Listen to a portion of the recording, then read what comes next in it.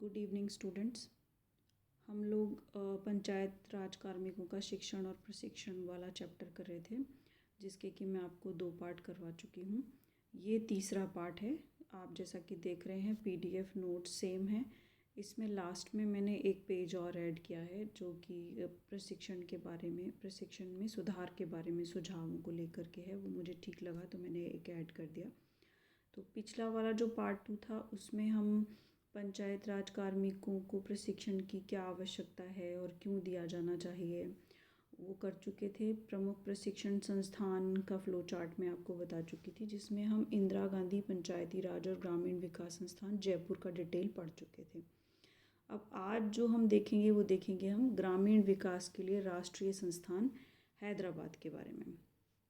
तो जैसा कि मैंने आपको स्टार्टिंग में बताया था जब हमने चैप्टर शुरू किया था कि पंचायत राज में जो ट्रेनिंग शेड्यूल शुरू हुए हैं या जो ट्रेनिंग को इम्पोर्टेंस दी गई है वो सामुदायिक विकास कार्यक्रमों के शुरुआत के बाद दी गई थी।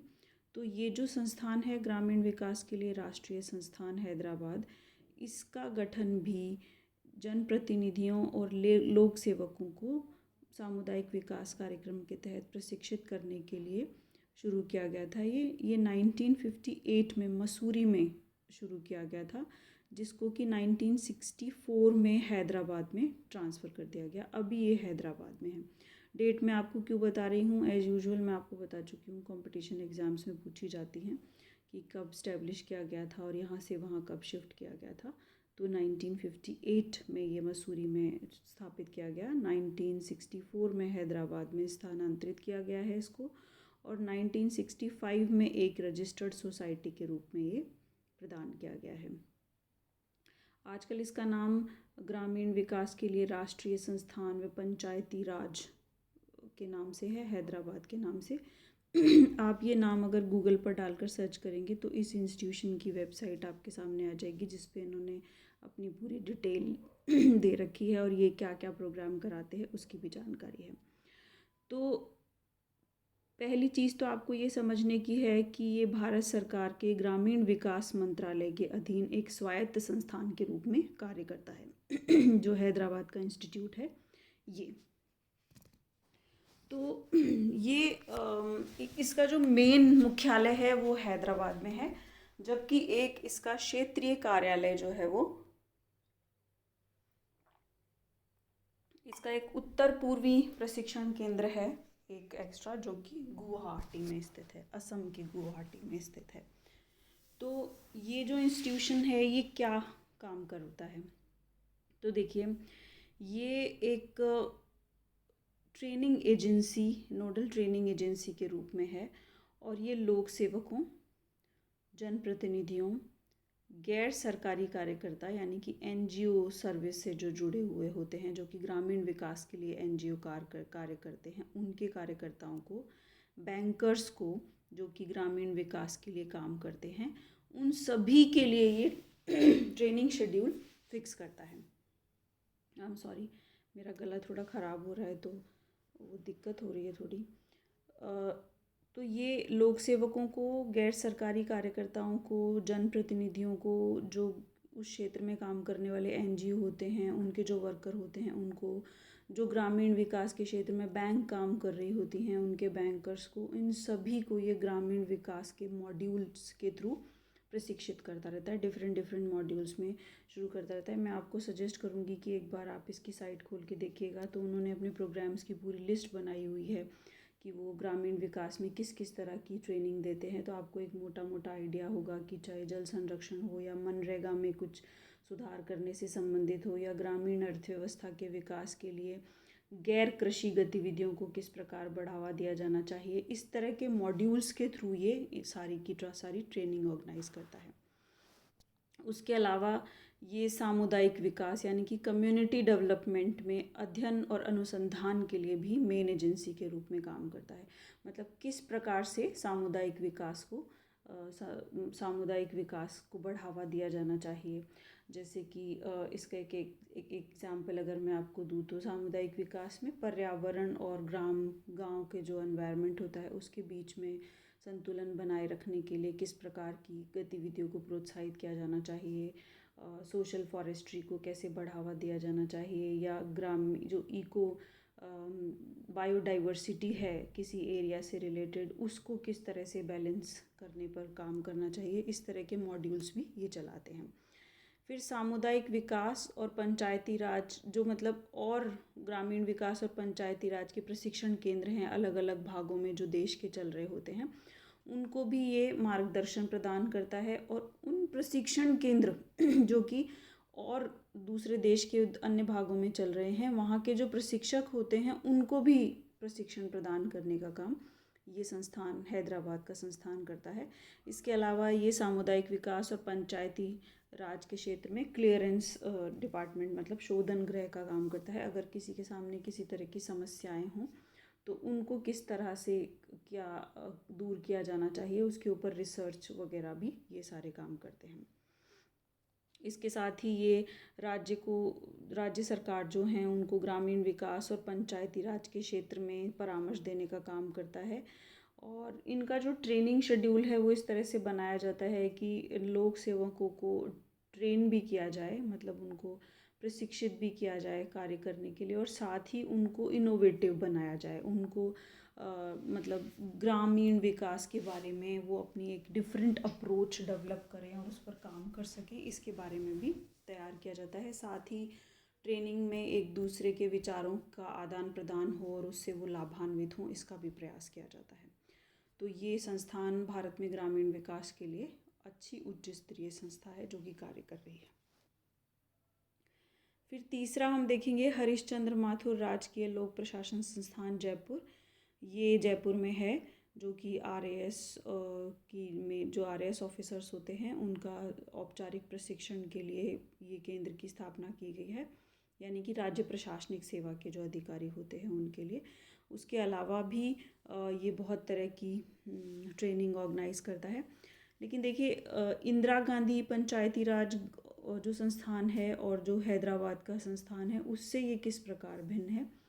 वो जो दोनों संस्थान है वो लोक सेवकों को, जनप्रतिनिधियों को, NGO के जो मेंबर्स होते हैं या कार्यकर्ता होते हैं उनको, मतलब सभी को ट्रेनिंग देते हैं।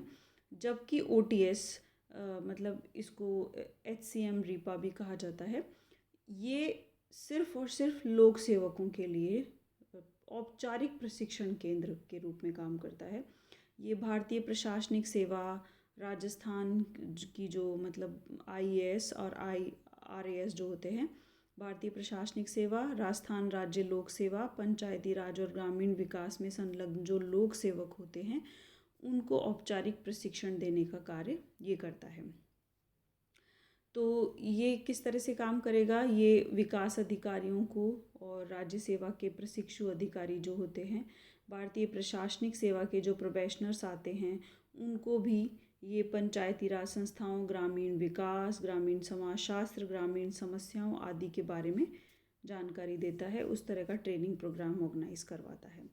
तो इसमें प्रशिक्षण कार्यक्रमों के अलावा कॉन्फ्रेंसेस होती हैं जिनमें विकास अधिकारी, जिलाधिकारी और शैक्षणिक जगत के विशेषज्ञ वगैरह को भी आमंत्रित किया जाता है। तो ये कुल मिला के फॉर्मल जो ट्रेनिंग होती है उस पर काफ़ी फोकस होते हैं, और मेनली जो है वो प्रशासनिक सेवा के अधिकारियों के लिए प्रशिक्षण केंद्र के रूप में होता है। अब हम करेंगे पंचायती राज में कार्मिक प्रशासन में खामियां और सुधार के सुझाव। तो देखिए, खामियों में देखिए सबसे पहले हम पढ़ेंगे कि पंचायती राज में अनेक पदों पर जो कर्मचारी होते हैं वो प्रतिनियुक्ति पर आते हैं, डेपुटेशन पर आते हैं। देखिए, सेकंड ARC ने भी जब पंचायती राज के बारे में अपनी सुझाव दिए हैं और पंचायत कार्मिकों की जो समस्याएं हैं उन पर उन्होंने जो टिप्पणी की है, उसमें उन्होंने सबसे बड़ी समस्या यही बताई है कि इन विभागों में ज़्यादातर अधिकारी प्रतिनियुक्ति पर आते हैं।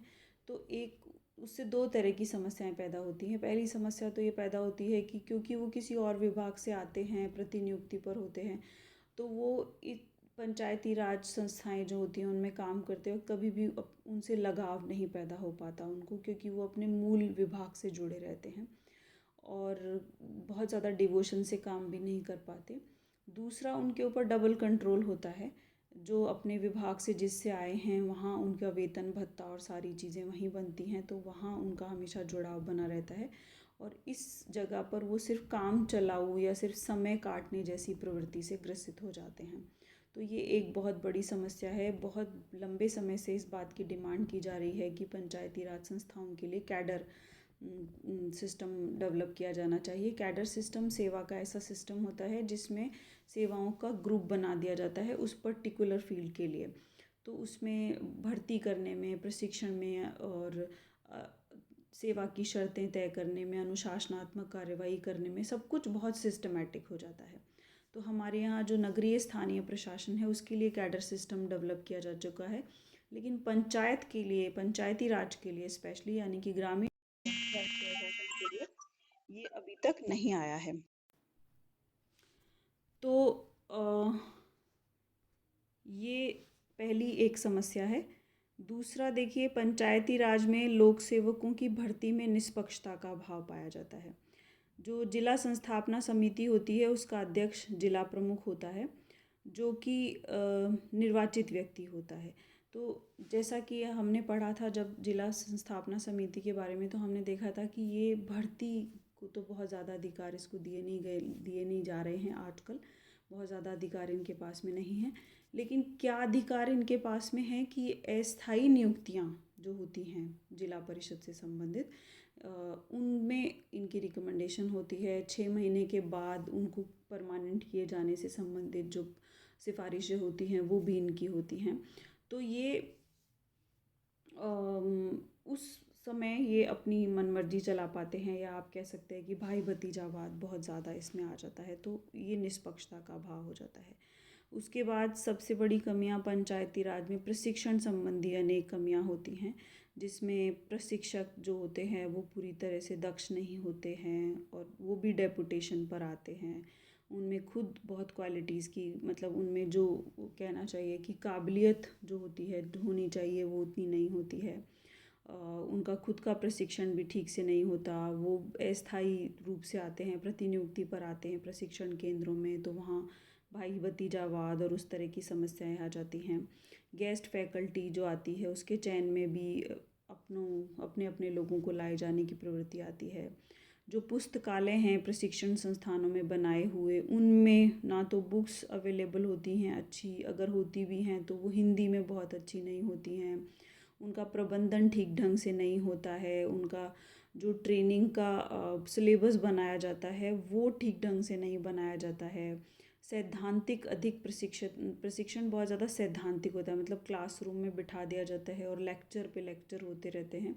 कोई किसी भी तरह का व्यवहारिक ले जा कर के गाँव में या फील्ड में ले जा कर के किसी भी प्रकार का व्यवहारिक प्रशिक्षण नहीं दिया जाता है। और प्रशिक्षण को प्रदान करने की जो नीति है परंपरागत और अरुचिकर है, ज़्यादातर लेक्चर फॉर्म में होती है, मतलब गेस्ट फैकल्टी आती है, खड़े होते हैं और बोलते रहते हैं। तो उससे कोई भी इंसान एक लिमिट से ज़्यादा बहुत ज़्यादा सुन नहीं सकते हैं चीज़ों को, तो उस तरह का होता है। वन वे कम्युनिकेशन होगा, ऑब्वियसली लेक्चर मेथड होता ही ऐसा है कि क्लास में खड़े होकर कोई बोल रहा है और वो वन वे कम्युनिकेशन हो जाता है। उससे जो अंदर किसी को कुछ क्वेश्चन पूछने की हो या कुछ क्यूरोसिटी भी हो किसी चीज़ को जानने की, तो वो उसको जान नहीं पाते। उसके अलावा इनकी लॉजिंग बोर्डिंग की समस्याएं भी बहुत ज़्यादा होती, मतलब ये बहुत सुनने में ऐसा लगता है बहुत मामूली समस्या है, लेकिन ट्रेनिंग सेंटर्स पर जब आप जाएं तो ये बहुत बड़ी लगती है कि आपको टाइम पे चाय भी नहीं मिली है, नाश्ता नहीं मिला है और खाने का कुछ अता पता नहीं है। तो खाना पीना एक ऐसी चीज़ है जो सही ना चले तो इंसान का दिमाग अपने आप हर चीज़ से हटने लगता है। तो प्रशिक्षणार्थी जो होते हैं उनमें भी प्रशिक्षण के प्रति अरुचि पाई जाती है। मतलब कुल मिला के ये पूरा सिस्टम इतना फॉर्मेलिटी भरा हो जाता है कि जो देने आते हैं वो भी सोचते हैं कि कुछ भी बोल बाल के चलो, और जो सुन रहे होते हैं उनको भी कि बस ये ख़त्म हो कैसे भी करके, ऐसे वाले उसके साथ चला जाता है। प्रशिक्षण के लिए बजट बहुत ज़्यादा नहीं होता है। सेकेंड ARC ने ये भी एक रिकमेंडेशन की है कि अगर आप ग्रामीण विकास के लिए जो योजनाएं लाते हैं उनको लागू करने के समय उनके लिए जो फंड दिया जाता है उसका 1% या 2% पैसा आप कम से कम ग्रामीण विकास के जो अधिकारी हैं उनके प्रशिक्षण पे खर्च कीजिए।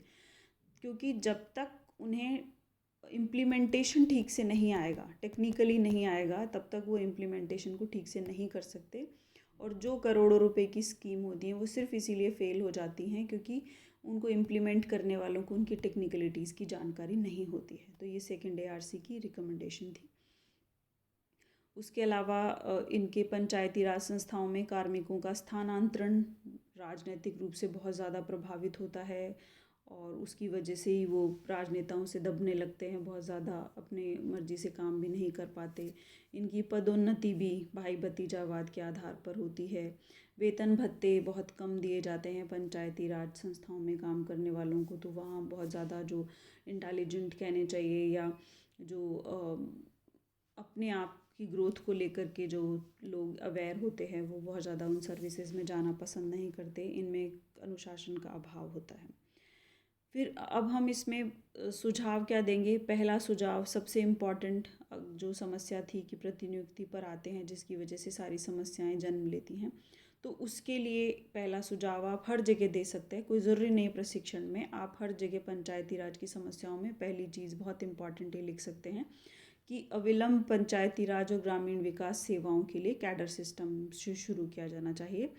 भर्ती अभिकरण से निर्वाचित प्रतिनिधियों को दूर रखना चाहिए, जो कि कर दिया गया है, लेकिन अस्थायी नियुक्तियों के संदर्भ में भी अब ये लागू किया जाना चाहिए कि कुछ भी ऐसा सिस्टम डेवलप किया जाए जिससे कि इस तरह की समस्याओं को दूर किया जा सके। प्रशिक्षण के क्षेत्र में सुधार के लिए जो ट्रेनिंग सेंटर्स हैं उनमें क्या सुधार किए जाने चाहिए। जो भी समस्याएं हमने पढ़ी हैं वो सब दूर की जानी चाहिए। उनके प्रशिक्षक जो होते हैं उन्हें अच्छा प्रशिक्षण होना चाहिए, वो खुद भी प्रशिक्षित हों और नॉलेजेबल लोगों को लेना चाहिए। गेस्ट फैकल्टी में भी इंटेलिजेंट लोगों को बुलाया जाना चाहिए। और हिंदी साहित्य लाइब्रेरी का अच्छा मेंटेनेंस होना चाहिए। पुस्तकालय प्रबंधन अच्छा होना चाहिए, अच्छा साहित्य होना चाहिए। व्यवहारिक प्रशिक्षण पर जोर होना चाहिए। प्रशिक्षण के लिए आधुनिक तकनीकों का प्रयोग किया जाना चाहिए। केस स्टडीज़ ज़्यादा से ज़्यादा करवाए जाने चाहिए और ब्रेनस्टॉर्मिंग सेशंस लिए जाने चाहिए। मतलब बहुत सारी टेक्निक्स होती हैं ट्रेनिंग की, तो उन्हें जो नए नए तरीके हैं जो ऑडियो विजुअल के थ्रू जो ट्रेनिंग होती हैं उस तरह की चीज़ों को अपनाया जाना चाहिए। 2 वे कम्युनिकेशन क्लास होनी चाहिए, मतलब इंटरेक्टिव क्लास होनी चाहिए जिसमें सामने जो पूछना चाहते हैं वो भी बोल पाएँ। और लॉजिंग बोर्डिंग सबसे ज़्यादा सुधारने की ज़रूरत होती है, तो वो भी किया जाना चाहिए। तो उसके अलावा जो प्रशिक्षण कार्यक्रम है उसको इंटरेस्टिंग बनाया जाना चाहिए और साथ ही प्रशिक्षण को पदोन्नति के लिए अनिवार्य कर दिया जाना चाहिए।